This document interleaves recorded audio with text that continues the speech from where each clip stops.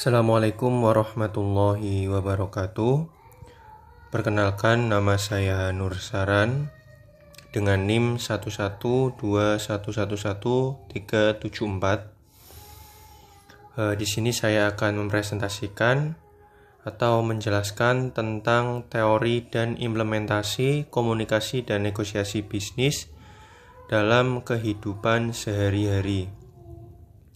Tentunya presentasi ini guna untuk memenuhi tugas mata kuliah komunikasi dan negosiasi bisnis.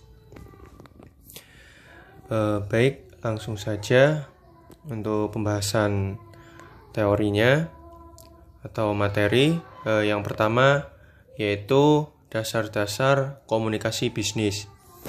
Dan untuk poin yang pertama yaitu pengertian komunikasi bisnis. Untuk komunikasi secara etimologi berasal dari bahasa Latin komunis yang berarti sama rata, sama rasa. Dan untuk pengertian komunikasi sendiri secara istilah yaitu suatu proses penyampaian dan penerimaan pesan atau informasi di antara dua orang atau lebih dengan harapan terjadinya pengaruh yang positif atau menimbulkan efek tertentu yang diharapkan. Dan ada pendapat dari ahli yaitu seperti Hemstreet dan Beatty mengemukakan bahwa komunikasi adalah suatu proses pertukaran informasi antar individu melalui suatu sistem yang biasa atau lazim, baik dengan simbol-simbol, sinyal-sinyal maupun perilaku ataupun tindakan. Jadi itu kan pengertian komunikasi. Dan pengertian bisnis itu sendiri yaitu dalam ilmu ekonomi, bisnis adalah suatu organisasi yang menjual barang atau jasa kepada konsumen atau bisnis lainnya untuk mendapatkan laba. Secara historis, kata bisnis dari bahasa Inggris business, dari kata dasar busi yang berarti sibuk dalam konteks individu, komunitas ataupun masyarakat. Dalam artian sibuk mengerjakan aktivitas dan pekerjaan yang mendatangkan keuntungan. Seperti itu. Jadi dapat disimpulkan untuk pengertian komunikasi bisnis sendiri yaitu proses pertukaran pesan atau informasi untuk mencapai efektivitas dan efisiensi proses dan produk kerja di dalam struktur dan sistem. Kemudian poin yang kedua yaitu keterampilan dalam komunikasi. Tentunya keterampilan dalam komunikasi itu ya seperti membaca, kemudian mendengar, berbicara, kemudian melakukan wawancara, melakukan berdiskusi dalam suatu kelompok, dapat juga berpidato dan presentasi, dan mungkin bisa menulis surat, memo, dan laporan. Dan untuk poin yang ketiga yaitu bentuk-bentuk komunikasi. Untuk komunikasi yang digunakan dalam dunia bisnis mencakup komunikasi verbal, komunikasi tertulis, dan komunikasi nonverbal. Untuk komunikasi verbal merupakan salah satu bentuk komunikasi yang disampaikan kepada pihak lain melalui tulisan dan lisan, seperti berbicara dan menulis, mendengarkan dan membaca, seperti itu. Dalam komunikasi secara verbal dibutuhkan pengungkapan kata-kata yang disusun dalam suatu pola yang berarti baik dalam bentuk tulisan maupun lisan. Contohnya tadi seperti berbicara dan menulis, kemudian mendengarkan dan membaca, seperti itu.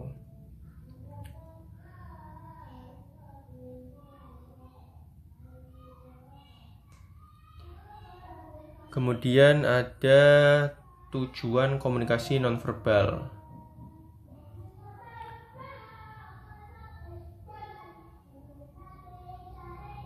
Kemudian ada komunikasi nonverbal, yaitu bentuk komunikasi yang disampaikan kepada pihak lain melalui bahasa isyarat, ekspresi wajah, sandi, simbol-simbol, pakaian seragam, warna, dan intonasi suara. Kemudian kita beberapa kelebihan dari komunikasi nonverbal yaitu lebih dapat dipercaya. kemudian lebih efisien. Kemudian kita bisa mengambil contoh komunikasi verbal seperti mengirimkan pesan kepada seseorang, berbincang-bincang atau mengobrol dengan teman, kemudian membacakan puisi di dalam kelas misalnya, seperti itu, atau seperti sekarang yaitu mempresentasikan makalah.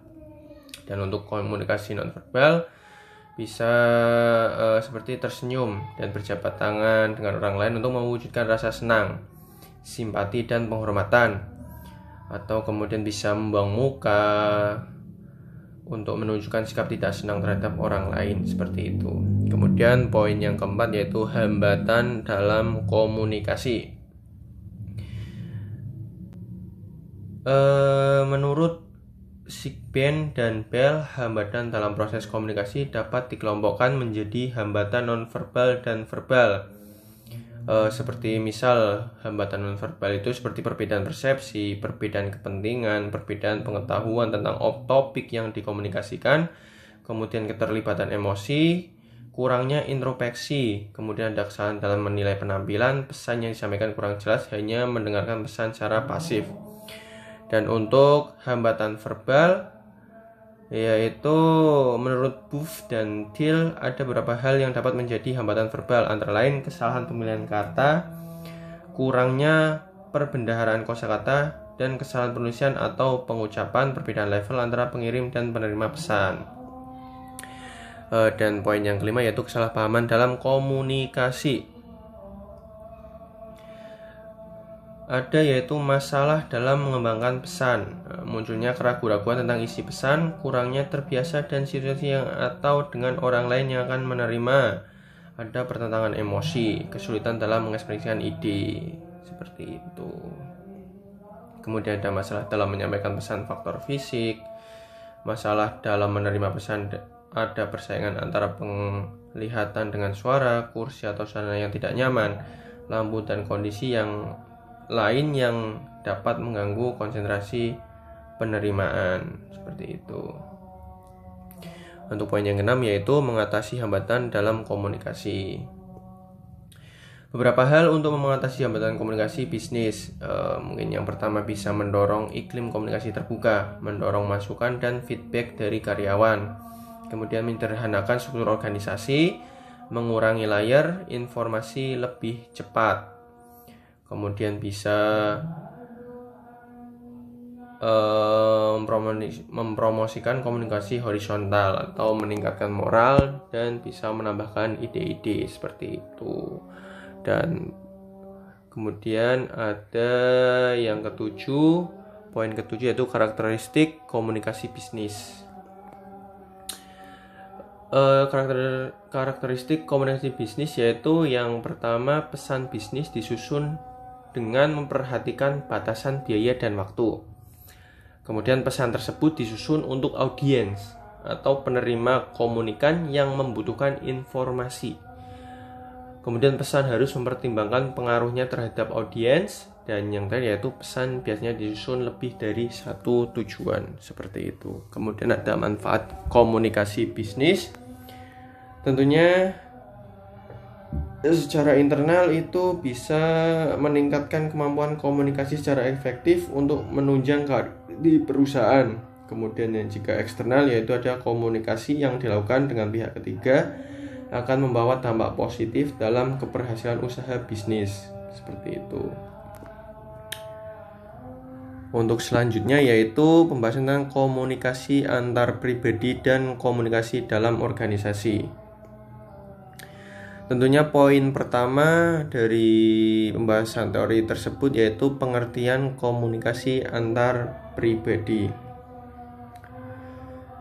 Untuk komunikasi antar pribadi dan komunikasi dalam organisasi, yaitu pengertian komunikasi antar pribadi. Komunikasi antar pribadi yaitu komunikasi yang dilakukan antara seseorang dengan orang lain dalam suatu masyarakat maupun organisasi, bisnis ataupun non-bisnis, dengan menggunakan media komunikasi tertentu dan bahasa yang mudah dipahami untuk mencapai tujuan tertentu. Maka dari definisi di atas ada hal penting yang harus diperhatikan, yaitu komunikasi dilakukan oleh dua orang atau lebih. kemudian menggunakan media tertentu, misalnya telepon atau bertatap muka face to face. Kemudian bahasa yang digunakan bersifat informal, tidak baku, dan menggunakan bahasa daerah, bahasa Indonesia atau campuran. Kemudian poin yang kedua yaitu tujuan komunikasi antar pribadi.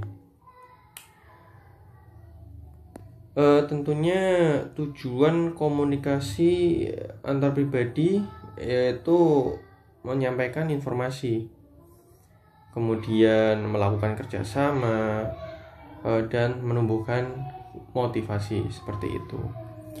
Dan poin yang ketiga yaitu gaya kepemimpinan. Untuk gaya kepemimpinan pada dasarnya merupakan suatu cara bagaimana seorang pemimpin mempengaruhi, mengarahkan, memotivasi, dan mengendalikan bawahannya dengan cara-cara tertentu sehingga bawahan dapat menyelesaikan tugas dan pekerjaannya secara efektif dan efisien. Seperti dan ada 4 gaya kepemimpinan, yaitu yang pertama yaitu pengarahan atau directing, kemudian pembekalan, coaching, dukungan, supporting, dan pendelegasian, delegating. Seperti itu. Dan kemudian poin yang keempat yaitu mendengarkan sebagai keahlian pribadi. Tentunya dalam komunikasi antar pribadi, kegiatan mendengarkan atau menyimak suatu percakapan dengan orang lain merupakan bagian penting dalam memahami suatu pesan yang disampaikan oleh orang lain. Tentu seperti itu.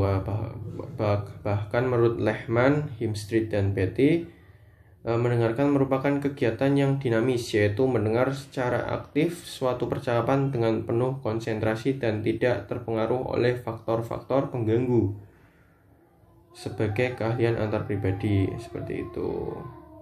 Kemudian poin yang kelima, ada cara mengelola komunikasi. Tentunya beberapa cara yang dapat digunakan dalam mengelola komunikasi antara lain yaitu yang pertama, penanganan pesan-pesan rutin dengan cara yang pertama bisa mengurangi jumlah pesan, kemudian yang kedua bisa memberikan instruksi yang jelas, kemudian mendelegasikan tanggung jawab, dan melatih penulis dan pembicara, seperti itu. Kemudian ada yang poin terakhir yaitu meningkatkan keterampilan komunikasi. Beberapa keterampilan khusus yang diperlukan dalam komunikasi bisnis ya antaranya seperti tadi membaca, terus mendengarkan, terus membuat percakapan menarik sepertinya, terus melakukan wawancara, bisa saja berdiskusi dengan kelompok-kelompok, atau terus bisa melakukan berbitato dan presentasi seperti itu. Baik, untuk langsung saja ke pembahasan teori selanjutnya yaitu komunikasi bisnis lintas budaya. Dan untuk poin yang pertama yaitu pengertian komunikasi bisnis lintas budaya. Komunikasi bisnis lintas budaya menuntut organisasi atau perusahaan untuk lebih sensitif terhadap adanya perbedaan budaya, menghormati hak terhadap budaya oleh konsumen dalam berbagai budaya dan pasar. Para pemasar hendaknya memahami bahwa konsumen mereka memiliki hak terhadap budaya masing-masing. Jika seorang pemasar ingin sukses dalam pemasaran lintas budaya, maka mereka harus menghormati nilai-nilai serta hak yang dimiliki oleh konsumen. Jadi pengertian lintas budaya dalam hal ini bukan semata-mata budaya asing, tapi juga budaya yang tumbuh dan berkembang di berbagai daerah dalam wilayah suatu negara, seperti itu. Kemudian ada poin yang kedua yaitu pentingnya komunikasi bisnis lintas budaya. Dengan melihat tren yang ada pada saat ini, komunikasi bisnis lintas budaya menjadi sangat penting bagi terjalinnya harmonisasi bisnis. Tentunya tujuannya yaitu sebagai pertukaran informasi antar negara atau wilayah, kemudian mempererat hubungan kerjasama antara negara atau wilayah, dan yang terakhir mungkin bisa memenuhi kebutuhan suatu negara atau wilayah tertentu. Kemudian poin yang ketiga yaitu ada hambatan komunikasi bisnis lintas budaya. Untuk adapun faktor hambatan yaitu antara lain yaitu ada hambatan fisik, ada budaya, kemudian perbedaan persepsi, motivasi, pengalaman emosi, bahasa nonverbal, dan kompetisi. Seperti itu. Kemudian langsung saja yang poin keempat yaitu tren pentingnya komunikasi bisnis lintas budaya. Untuk ada dua tren yang menyebabkan pentingnya komunikasi antar budaya, yaitu yang pertama globalisasi. Perkembangan teknologi informasi merupakan salah satu faktor yang mengakibatkan pasar global. Contohnya dengan kemajuan teknologi informasi, maka rapat jarak jauh dapat dilakukan oleh perusahaan yang bergerak di belahan dunia lain. Yang kedua yaitu angkatan kerja dengan beragam budaya. Saat ini dengan terbukanya pasar secara global, maka angkatan kerja yang ada di suatu negara pun ikut mengalami perubahan. Di Indonesia dengan semakin banyak perusahaan yang berskala internasional beroperasi, maka angkatan kerja dalam suatu organisasi akan menjadi angkatan kerja yang beragam budaya, seperti itu. Langsung saja ke pembahasan teori selanjutnya, yaitu ada perencanaan dan pengorganisasian pesan bisnis. Tentunya yang pertama, poin pertama yaitu proses penulisan pesan bisnis. Untuk proses penulisan pesan bisnis sendiri, yaitu pesan-pesan bisnis bisa ditunjukkan untuk pelanggan, kemudian pemasok, kantor pajak, kantor akuntan, dan pihak-pihak lainnya yang langsung maupun tidak langsung berhubungan dengan organisasi atau perusahaan. Kemudian pesan bisnis yang efektif membutuhkan 3 langkah dalam proses menulis, yaitu yang pertama yaitu merencanakan pesan bisnis. Kemudian yang kedua menulis pesan bisnis itu sendiri. Kemudian yang ketiga itu menyelesaikan pesan tersebut. Kemudian ada poin yang kedua yaitu pengorganisasian pesan. Jadi untuk pengorganisasian pesan erat kaitannya dengan penyusunan kata, kalimat, dan paragraf. Pesan diorganisasikan dengan baik bila kata, kalimat, dan paragraf yang digunakan adalah sederhana, mudah dimengerti, dan dapat dilaksanakan. Kemudian sebaliknya, bila pesan tidak diorganisir dengan baik, maka pesan-pesan tidak dapat mencapai sasaran dan respon audiens tidak seperti yang diharapkan, seperti itu. Dan untuk pentingnya pengorganisasian pesan yang baik, tentunya ada 4 hal yang harus diperhatikan. Yang pertama yaitu subjek dan tujuan harus jelas. Kemudian yang kedua yaitu semua informasi harus berhubungan dengan subjek dan tujuan. Yang ketiga ada ide-ide harus dikelompokkan dan disajikan dengan cara yang logis. Dan yang terakhir yaitu adalah semua informasi penting harus sudah tercakup. Dan untuk poin yang terakhir yaitu bentuk organisasi pesan bisnis berdasarkan reaksi audiens. Tentunya ada 4 bentuk organisasi pesan. Yang pertama yaitu pesan langsung atau direct request. Yaitu pesan bisnis dalam bentuk surat atau memo yang penyampaiannya langsung pada poin yang dituju. Biasanya untuk tipe ini lebih cocok bila audiens diperkirakan tertarik. Contohnya itu ya misal penawaran produk baru dan sebaiknya menggunakan pendekatan langsung. Yang kedua ada pesan rutin atau good news atau goodwill. Ini adalah pesan rutin, merupakan pesan yang disampaikan secara rutin. Kemudian atau good news atau goodwill adalah berita baik, misal penurunan harga yang menimbulkan reaksi menyenangkan dari penerima, cocok menggunakan pendekatan langsung. Kemudian ada yang ketiga yaitu pesan bad news. Ini tuh pesan-pesan yang tidak menyenangkan dan berpotensi menimbulkan kekecewaan. Ya contohnya seperti penolakan lamaran kerja atau ya penolakan pengajuan kredit. Untuk pesan bad news ini sebaiknya pakai pendekatan tidak langsung. Dan yang terakhir ada pesan persuasif. Ini yaitu pesan yang bertujuan membujuk karena penerima diperkirakan tidak tertarik pada pesan tersebut. Jadi untuk cocok pakai pendekatan tidak langsung. Seperti itu. Dan untuk pembahasan teori selanjutnya yaitu ada negosiasi bisnis.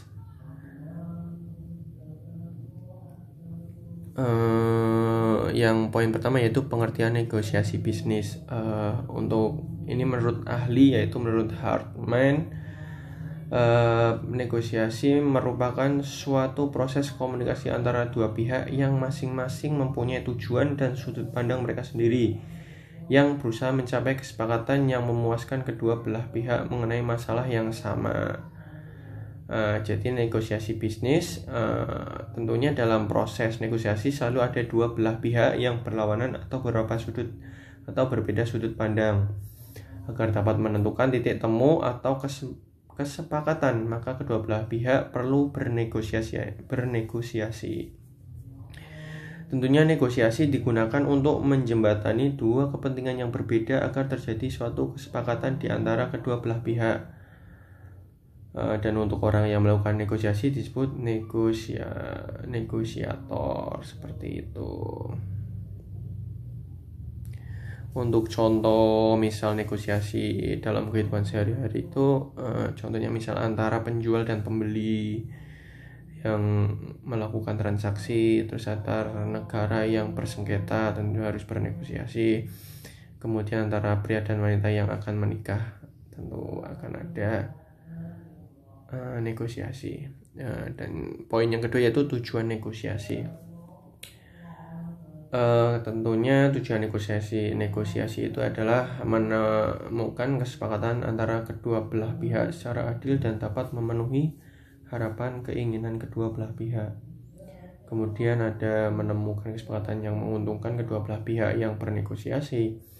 Kemudian tidak ada pihak yang merasa dikalahkan atau dirugikan. Itu merupakan negosiasi, juga merupakan win-win solution.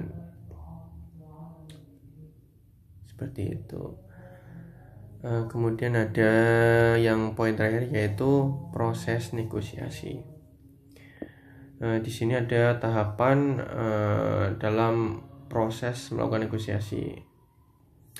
Yaitu yang pertama tentunya menetapkan sasaran negosiasi. Seperti itu. Sasaran negosiasi adalah apa hasil yang diharapkan dalam bernegosiasi. Kemudian yang kedua bisa tahap persiapan bernegosiasi, seperti persiapan berkenaan dengan tahap pengumpulan informasi secukupnya dan pembentukan tim yang akan diikutsertakan dalam pelaksanaan negosiasi. Kemudian yang ketiga ada tahap kontak pertama, merupakan tahap pertemuan secara langsung antara kedua belah pihak yang terlibat dalam proses negosiasi. Yang keempat ada tahapan konfrontasi, yaitu ini merupakan tahap saling beradu argumen terhadap segala sesuatu yang dinegosiasikan. Yang kelima ada tahap konsiliasi. Ini merupakan tahap saling melakukan proses tawar-menawar konsesi di antara kedua belah pihak yang bernegosiasi. Seperti itu. Dan yang keenam ada tahap solusi. Tentunya pada tahap ini kedua belah pihak mulai saling menerima dan memberi, seperti itu. Dan untuk tahap yang terakhir yaitu tahap review pasca negosiasi, yaitu tahap menerjemahkan hasil yang dicapai dalam negosiasi untuk dilaksanakan oleh kedua belah pihak di lapangan.